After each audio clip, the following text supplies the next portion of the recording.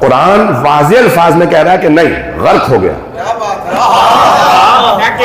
تو اب جیسے ہی وہ لے کے گئے امریکہ اس کی ممی کو، تو انہوں نے کہا ابھی ٹیسٹ کر لیتے ہیں، ابھی اس کے ہم پیٹ سے کچھ نکالیں گے چیزیں اور ہمیں اندازہ ہو جائے گا کہ پانی میں ڈوب کے مرا ہے، پتہ نہیں لوگ ہیں یا نہیں ہے.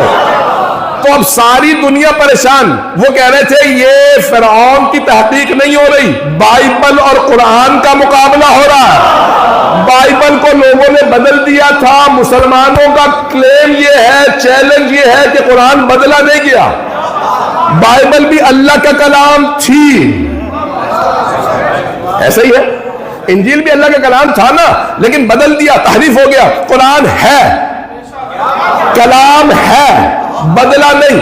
ایک مرتبہ انہوں نے ٹیسٹ کیا کہ ڈی این اے میں آیا ہے یہ پانی پی کے مرا تھا. پتہ نہیں لوگ ہیں یہ نہیں، جو لوگ پہنچ گئے. تو قرآن کریم میں ہے کہ جب ایک مرتبہ فرعون نے کہا نا کہ قال آمنت بالذی، میں ایمان لے آیا جو جس پہ بنی اسرائیل ایمان لے کے آئے تھے، اور وانا من المسلمین، میں بھی مسلمانوں میں سے ہو گیا. تو اللہ نے قرآن میں کہا الآن وقد عصیت، اب پہلے سے تو گناہ کر رہا تھا، کیا اب ایمان لے کے آ رہا؟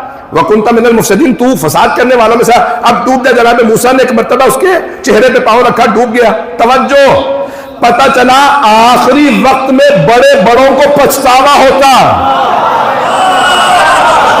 فرعون بھی ڈوبتے ہوئے ایمان لا رہا تھا، اور بہت سے مرتے ہوئے کہہ رہے تھے اے کاش میں آگ نہ لے کے گیا. پتہ نہیں لوگ پہنچ رہے ہیں نہیں پہنچ رہے. میں بہت سی باتیں کہہ رہا ہوں، آپ لوگ شکر ہے پاکستان نہیں ہے تو پرچہ کر چکا ہوتا گاتا. عزیزان گرامی، اب یہ جو مجھے دلیل پیش کرنا تھی یہ میں مکمل کرنا چاہتا ہوں تاکہ میں پھر وہ آیات پیش کر سکوں جو دعا میں نے وعدہ کی تھی. آئیے ذرا بس یہ ایک آیت سن لیجئے. اللہ فرما رہا ہے قرآن کریم کے اندر فَالْيَوْمَ نُنَجِّيكَ، آج ہم تجھے بچا لیں گے، نجات نہیں دیں گے، یعنی آخرت میں نہیں. بے بدن کا، کس چیز کی نجات دیں گے؟ تیرے بدن کو بچا لیں گے. لِتَكُونَ لِمَنْ خَلْفَكَ آیَةً، تاکہ تو اپنے بعد والوں کے لیے اللہ کی نشانی بن جائے. میں نے پہلے کہا تھا دو طرح کی نشانیاں، میرے بہت سے بھائی بچے پہنچ گئے. دو طرح کی، کچھ خیر کی، کچھ عبرت کی. اللہ نے کہا دیکھو میں نے فرعون کو آج تک بچا کے رکھا ہے، تم دیکھتے رہو جو اللہ سے لڑتا ہے یہ ہوتا ہے، چاہے فرعون ہو چاہے ابو جہل. اللہ نے جو اللہ سے لڑے مقابلے پہ اتر آئے ہیں. اللہ نشانیاں بنا دیتا ہے، نشانیاں آج تک باقی ہیں. اگر گلا میرا تھوڑا سا ساتھ دے دیتا تو میں اور، لیکن سن لیجئے نشانی. ان نشانیوں میں سے ایک نشانی ہے چاند. آپ جانتے ہیں روزے کی حالت میں میں اتنا زور لگا رہا ہوں صرف آپ لوگوں کی محبت کی خاطر. تو میں نے جہاں پہ مکمل کیا تھا بات تو وہ سن لیجئے. جو لوگ تاخیر سے آئے ہیں وہ بعد میں آن لائن سن لیجیے گا، میں نے پورا زور لگا کے فضائل پڑھ دیے ہیں. تو اب یہاں پہ امام سجاد کی میں نے جملے کو پیش کیا تھا کہ ایہل خلق المطیع، جہاں آپ کو یاد ہے کل میں نے جو پیش کیا تھا امام نے فرمایا جب چاند کو دیکھتے تھے تو یہ دعا پڑھتے تھے. چوتھے امام دعا نمبر 43 صحیفہ سجادیہ میں. اسے زبور آل محمد کہا جاتا ہے کیونکہ اللہ نے جناب داؤد پہ زبور نازل کی تھی، اور امام سجاد نے جب دعائیں مانگی تو صحیفہ کاملہ سجادیہ بنی. نہیں ہے سارا مجمع نہیں ہے. اللہ نے ان پہ دعائیں نازل کی تھی، یہاں مولا سجاد نے خود دعائیں مانگی. ان دعاؤں کو پڑھیں، ان دعاؤں کو پڑھیں. جامعۃ الازہر کے ایک بہت بڑے مفتی نے صرف دعائیں مکارم الاخلاق پہ آرٹیکل لکھا ہے. وہ کہتا ہے کہ چوتھے امام کی اس دعا کو پڑھنے کے بعد پتہ چلتا ہے آل محمد کا اس کائنات میں کوئی ثانی نہیں. عجیب و غریب دعا. اب یہ دعا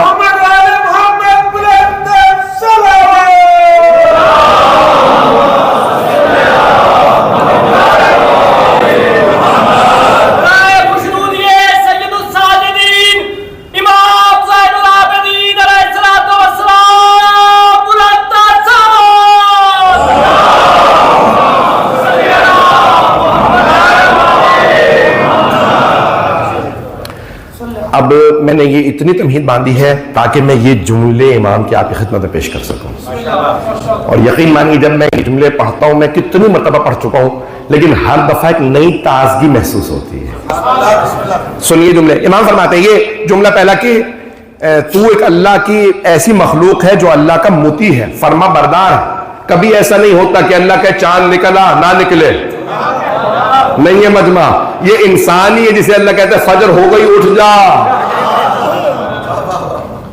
کیا بات، کبھی پرندے ایسا نہیں کرتے کہ رات میں طوفان آیا تھا ہمارے گھونسلے ٹوٹ گئے۔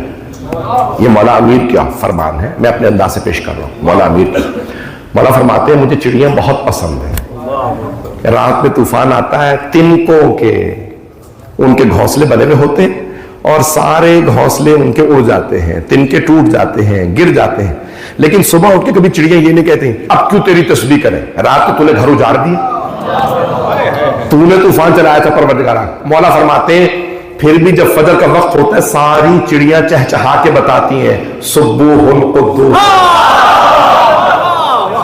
تسبیح تیری ہی ہے، تقدیس تیری ہی ہے۔ بھئی یہ جملے جس محبت سے آپ سن رہے ہیں میں ممنون ہوں، آپ کا، آپ کے دلوں پہ جو اثر ہو رہا ہے۔ لیکن آمین مولا فرماتے ہیں چڑیاں عجیب و غریب ہے۔ اب امام کے فرما رہے ہیں، چوتھے امام، ایھا الخلق المطیع، اے اللہ کے فرما بردار مخلوق، اے چاند، کبھی تاخیر نہیں ہوتی، پہلی جب اللہ کہتا ہے آج پہلی ہے تو چاند ہو جاتا ہے۔ ہم سمجھنے میں دھوکہ کھا سکتے ہیں، پتہ نہیں لوگ ہیں یا نہیں ہے، کبھی چاند دھوکہ نہیں کھاتا۔ بھئی اب یہ سارے میں جملے نہیں پڑھ رہا ہوں تو اب یہ جملے سن لیجئے۔ آمنت بمن نور بک الظلم، میں اس خدا پہ ایمان رکھتا ہوں جس نے تیری وجہ سے تاریکیوں کو نور بخشا، وَأَوْضَحَ بِكَ الْبُحَامَ، اور جتنی بھی ڈھکی چھپی چیزیں تھیں ان سب کو اللہ نے روشن کر دیا۔ رات میں آپ جانتے ہیں نا کہ یہ چیزیں نظر نہیں آتی، میں اب یہ پڑھنا نہیں چاہ رہا تھا، آپ مجھے مجبور کر رہے ہیں۔ بعض باریکی خدا کی قسم ممبر پہ امام سے عطا ہو رہی ہیں، کچھ پرندے جانور، زیادہ تر پرندے جانور ہیں دن میں کھاتے ہیں، رزق تلاش کرتے ہیں اور رات میں سوتے ہیں، اور کچھ دن میں آرام کرتے ہیں اور رات میں شکار کرتے ہیں، رزق کے لیے نکلتے ہیں۔ آپ لوگ سمجھ سکتے ہیں؟ بتانے کی ضرورت ہے، وضاحت کی ضرورت ہے۔ چوہے مثال کے طور پہ رات میں نکلتے ہیں، الو رات میں نکلتا ہے، چمگادڑ رات میں، بہت سے بڑے بڑے جانور پرندے رات میں نکلتے ہیں، بہت سے دن میں۔ جو دن میں نکلتے ہیں ان کے لیے سورج، جو رات میں نکلتے ہیں ان کے لیے چاند۔ ان کی آنکھیں ایسی ہوتی ہیں سورج میں دیکھ نہیں پاتی، انہیں چاند چاہیے ہوتا ہے۔ اللہ کو پتا ہے کسے سورج چاہیے کسے چاند، ابھی بھی مجمع نہیں ہے۔ کچھ کو محمد کی ضرورت ہوتی ہے، کچھ کو علی کی۔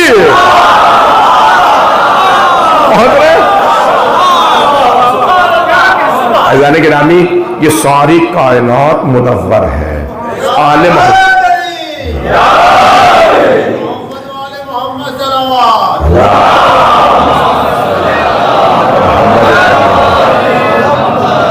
اب وہاں پہ امام فرماتے ہیں وَجَعَلَكَ آیَةً مِنْ آیَاتِ مُلْكِهِ، اور اپنے اللہ نے ملک و ملکوت کی نشانیوں میں سے ایک نشانی ہے چاند تجھے بنایا۔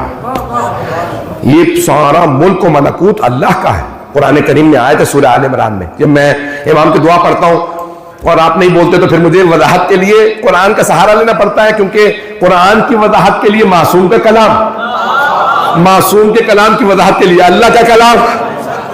تو قرآن کریم میں اللہ سورہ آل عمران میں فرماتا ہے قل اللہ، اے میرے حبیب یوں کہہ دیجئے قل اللہم مالک الملک، تو ہی اس ملک و ملکوت کا مالک ہے، تؤتی الملک من تشاء وتنزع الملک ممن تشاء، تو جسے چاہے حکومت دے دے، جس سے چاہے حکومت چھین لے، وتعز من تشاء وتذل من تشاء، جسے چاہے عزت دے جسے چاہے ذلت دے۔ نہیں ہے مجمع، کچھ لوگوں کو اللہ حکومت دے کے عزت دیتا ہے، کچھ سے حکومت چھین کے عزت دیتا ہے۔ نہیں ہے سارے لوگ، کچھ میرے بھائی پہنچ رہے ہیں، سارا مجمع نہیں ہے، میں زور نہیں لگانا چاہ رہا۔ کچھ کو اللہ حکومت دے کے منصب دے کے عزت دیتا، جب وہ عدل و انصاف کرتے ہیں ان کے لیے عزت کا سبب بنتی ہے۔ کچھ کو حکومت دے کے ذلت دیتا ہے، وہ چوری کرتے ہیں، غصب کرتے ہیں، پتہ نہیں لوگ ہیں یہ نہیں، غاصب کو اللہ ذلت دیتا، پھر اللہ کہتا ہے وَتُعِزُّ مَن تَشَاءُ وَتُذِلُّ مَن تَشَاءُ، کچھ سے حکومت چھین لیتا، حکومت نہیں دوں گا، تم بغیر حکومت کے ہی عزت دار ہو، پتہ نہیں لوگ ہیں یا نہیں، کوئی بوریا نشین ہوتا ہے، ابا میں پیوند ہوتے پھر بھی وہ امیر ہوتا، کوئی خلیفہ بن کے بھی ذلیل ہوتا۔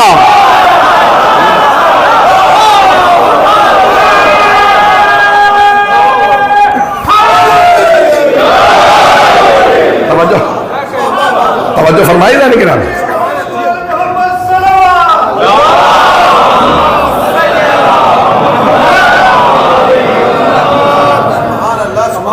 بھائی، میں جملوں کی مولا امیر علیہ مولا سجاد کے جملے، خدا کی قسم ایک ایک جملے کو سونے کے پانی سے لکھیں آپ کو اندازہ ہو۔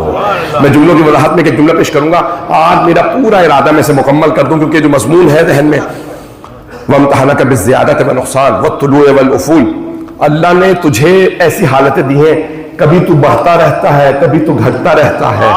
جب اللہ تجھے کہتا ہے کہ طلوع کر جا تو طلوع کر جاتا ہے، جب اللہ کہتا ہے افول یعنی ڈوب جانا، تو اللہ کہتا ہے کہ تو ڈوب جا تو ڈوب جاتا ہے، کبھی نہیں کہتا کیوں۔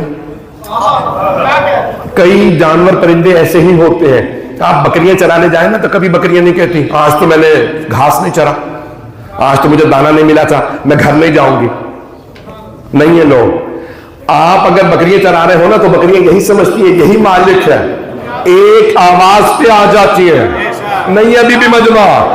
بکریاں، بھیڑیں، گائے، بھینسیں، اونٹ چرانے جائیں، مالک کی ایک آواز پہ آ جاتے ہیں۔ یہ انسان ہے کہ بار بار اللہ کہتے ہیں حی علی الصلاۃ، یہ پھر بھی نہیں آتا۔ مخلوقات ساری ایک آواز پہ لبیک کہتی ہیں۔ آپ سلامت رہے۔ امام فرماتے ہیں والانارۃ والکسوف فی کل ذلک انت لہ مطیع، اللہ جب کہتا ہے چمک تو چمکتا ہے، اللہ کہتا ہے گرہن لگ جا، گہن لگتا ہے نا چاند گرہن، پتہ نہیں لوگ ہیں یا نہیں۔ اب اللہ مفتی جعفر صاحب کہتے ہیں کہ تو گہنا دیتا ہے، ان کی اردو اور زیادہ لطیف ہے، وہ لکھنؤ کے پڑھے ہوئے تھے، تو اللہ کہتا ہے جب اللہ چمکنے کو کہنا تو تو اپنی آب و تاب میں چمکتا ہے، اور جب اللہ کہتا ہے نہیں تجھے گہن لگ جائے تو تیرا یہ چاند گرہن کسوف اور خسوف، یہ جو نشانیاں مولا فرماتے ہیں یہ بھی اللہ کی نشانی ہے، مجمع نہیں ہے۔ نماز آیات جب اللہ نشانیاں بھیجے تو نماز آیات پڑھو، سورج کو گرہن لگے تو نماز آیات پڑھو، چاند کو گرہن لگے نماز آیات، زلزلہ آئے تو نماز آیات، آندھی چلے جو سب کو ڈرا دے تو نماز آیات، یہ نشانیاں ہیں۔ اللہ ناراض ہے تو تلاش کرو نا ناراض کیوں ہے، کہیں میں تو سبب نہیں ہوں۔ مولا فرماتے ہیں زلزلے زیادہ کب آتے ہیں؟ جب زنا بڑھ جاتا ہے۔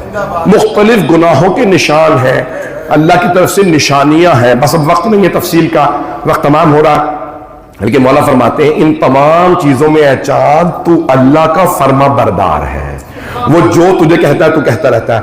سبحانہ ما اعجب ما دبر فی امرک والتا، اب تفصیل ہے دعا میں۔ اب امام فرماتے ہیں آخری دعا کا جملہ سن لیجئے، سب ہاتھوں کو بلند کر کے امام کے اس جملے پہ آمین کہے گا۔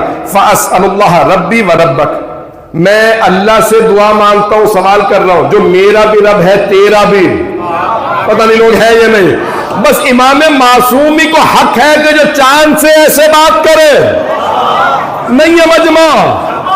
جب لوگوں نے کہا نا محمد حنفیہ امام ہے، حسن کے بعد حسین امام تھے، بھائی امام تھے، تو اب حسین کے بعد محمد حنفیہ، اور مولا خود فرما گئے تھے میرا جانشین مدینے میں میرے پیچھے محمد حنفیہ۔ محمد حنفیہ جو بار بار کہہ رہے ہیں نا سجاد کو امام مانو، اس لیے کیونکہ وہ مظلوم لٹ کے آئے ہیں، اس لیے وہ کہتے ہیں۔ اب امام سجاد کے پاس آئے حضرت محمد حنفیہ، کیا کہوں میں، لوگوں کہہ بھی رہا ہوں مجھے نہ مانو یہ امام ہے، لوگ نہیں مانتے۔ کہا چچا مجمع سے کہیے میں اور آپ ساتھ چلیں گے، مکے چلتے ہیں، حجر اسود سے گواہی مانگتے ہیں، جس کی وہ گواہی دے وہ امام ہے۔